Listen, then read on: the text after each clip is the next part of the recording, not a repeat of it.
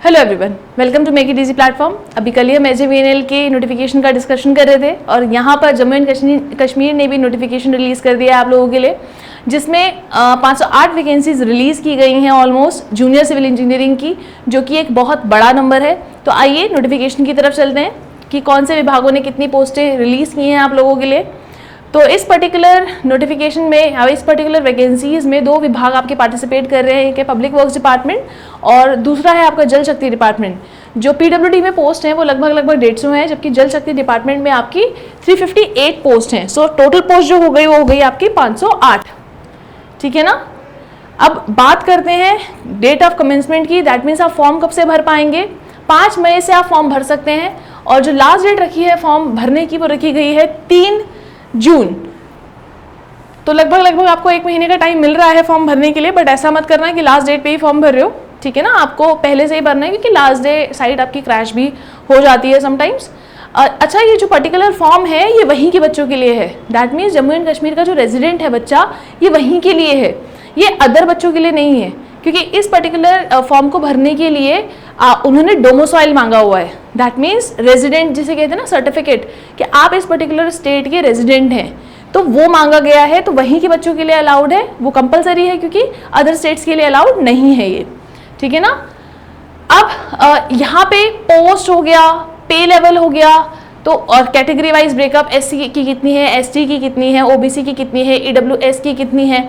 ठीक है ना। इस तरीके से जो बाइफिकेशन है वो आपको एनेक्सर A में मिलेगा। अब अगेन आपके पास अगर कैटेगरी है तो उसका सर्टिफिकेट आपको पेश करना पड़ेगा। अगर कोई फिजिकल लिमिटेशन है उसके रिलेटिंग कोई सर्टिफिकेट है, ठीक है ना, तो वो आपको एनेक्सर B में मिल जाएगा यहाँ पे। और स्क्राइब के लिए अगर आपको रिक्वायरमेंट है तो लेटर ऑफ अंडरटेकिंग आपको एनेक्सर C में मिल जाएगा और जो सिलेबस है वो एनेक्सर D में आपको मिल जाएगा। ठीक है। तो अगेन अब अगर हम पोस्टों की बात करें, पोस्ट लगभग मैंने बताया आपको यहाँ पे जो पोस्ट है वो कितनी है, टोटल 508 पोस्ट आपके पास अवेलेबल है। ठीक है। अब 508 पोस्ट एक बहुत बड़ा नंबर होता है, तो टोटल पोस्ट 508 है। जैसे कि मैंने आप लोगों को बताया वहीं के बच्चों के लिए है, तो डोमिसाइल को यहाँ पे कंपलसरी रखा गया है विभाग द्वारा कि जो यहाँ के रेजिडेंट हैं वही ये फॉर्म भरेंगे।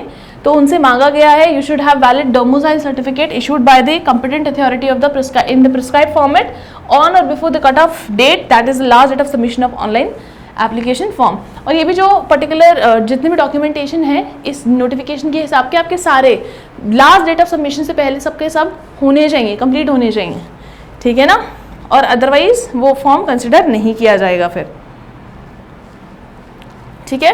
वैकेंसीज की अगर हम बात करें, वैकेंसीज का जो आपको वो है मिल चुका है ऑलरेडी।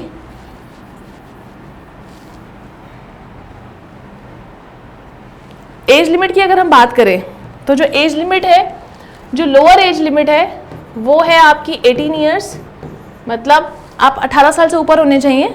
और जो अपर है, अपर एज लिमिट जो है आपकी, it is 40 years.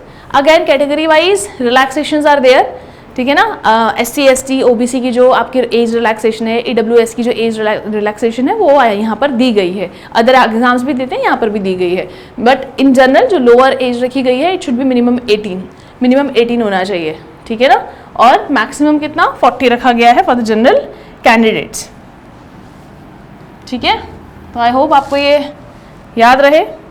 Next is, अगर एज लिमिट का रिलैक्सेशन आप लोगों को यहाँ पे देखना है तो यहाँ पे देखिए दिया भी गया है। यहाँ पे देखिए SC ST RBA, तो ये सारे particular EWS, other backward classes, OBC, physically challenge, है ना। तो इन सब की बाइफिकेशन आपको दी हुई है एज लिमिट के हिसाब से। मतलब एक्स सर्विसमैन है तो 48 ईयर्स तक का रिलैक्सेशन यहाँ पर दिया गया है। ठीक है। अब अगेन बात करते हैं एप्लीकेशन फ़ीस की। तो जो एप्लीकेशन फ़ीस रखी गई है वो लगभग 600 रुपये रखी गई है आप लोगों के लिए। और अगेन कैटेगरी वाइज रिलैक्सेशन तो दिया ही जाता है, तो यहाँ पर भी रिलैक्सेशन दिया गया है। तो जो आपके अगर SC ST1 ST2 EWS और PWBD कैटेगरी अगर है आपकी, तो PWBD का मतलब होता है जो बेंचमार्क डिसेबिलिटीज़ होती हैं, तो ये उसके लिए रखा जाता है। उनके लिए जो फीस रखी गई है वो लगभग 500 रुपये आपको देनी पड़ेगी, ठीक है। और ये आप कैसे भी दे सकते हैं, मोड्स यहाँ पे लिखे हुए हैं। Date and centre it will be notified letter, ठीक है ना। स्कीम की अगर हम बात करें तो MCQ पेपर होगा आपका, जैसे सब में होता है, मीडियम इंग्लिश ही रखा गया है खाली। अगर आप नेगेटिव मतलब अगर कोई आपका क्वेश्चन गलत हो जाता है तो 1/4 मार्क डिडक्ट होगा आपका। कितना? 1/4 डिडक्ट हो जाएगा for the particular wrong answer, ठीक है। अब अगेन बात करते हैं हम लोग पर्टिकुलर क्या क्या एनेक्सर ए में दिया हुआ है।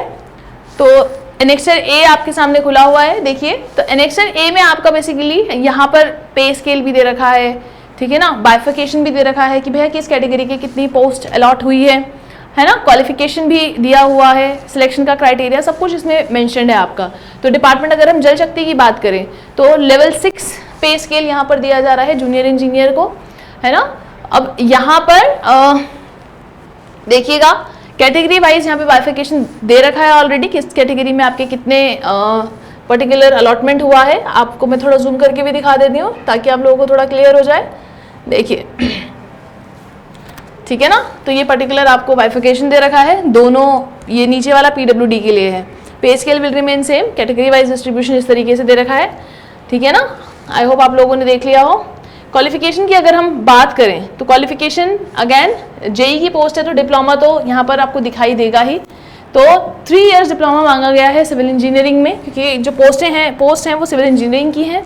तो देखिए 3 years diploma in civil engineering from government recognised institute, Indian university, degree in civil engineering और AMIE सेक्शन A&B इंडिया। आपने देखा होगा कुछ लोग AMIE से करते हैं बाद में डिप्लोमा करने के बाद, तो वो भी वैलिड है यहाँ पर, ठीक है ना। तो डिप्लोमा है यहाँ पे भी अगेन PWD के लिए भी 3 इयर्स डिप्लोमा चाहिए सिविल इंजीनियरिंग में किसी गवर्नमेंट रिकॉग्नाइज्ड इंस्टीट्यूट से, या फिर again AMIE section A&B India. तो डिग्री होनी चाहिए वहाँ से, बीटेक की डिग्री, मतलब 4 साल का जो कोर्स होता है वो, डिप्लोमा 3 साल का होता है, ठीक है ना। अब अगेन जो आपका सिलेक्शन होगा वो उसी पे होगा कि मतलब अगर आपने एग्ज़ाम क्रैक कर दिया है ना, तो it is purely based on the merit जो कि आप ऑब्टेन करेंगे अपने रिटन एग्जामिनेशन में, ठीक है ना। और उसी के बाद आपको आगे के प्रोसीजर के लिए सिलेक्ट किया जाएगा। अगर आप पर्टिकुलर एनेक्सर B और C भी देखना चाहते हैं तो मैं आपको वो भी दिखा देती हूँ। तो जो आपका एनेक्सर B है, ये जैसे कि मैंने आप लोगों को बताया था, ये आपको ये certificate regarding physical limitation of the examinee to write, तो उसके लिए दिया गया है उसका फॉर्मेट। अब अगर हम बात करें एनेक्सर C की, तो यहाँ पे आपको लेटर ऑफ अंडरटेकिंग दिया गया है for using your own scribe. तो this is it for today. हम अपनी अगली क्लास में इसका सिलेबस डिस्कशन करेंगे और हम लोग कोशिश करेंगे कि हम मैक्सिमम चीज़ें उसमें इंक्लूड कर पाएँ। Thanks for coming to our online platform. Thank you. I hope आपको ये नोटिफिकेशन अच्छी लगी हो।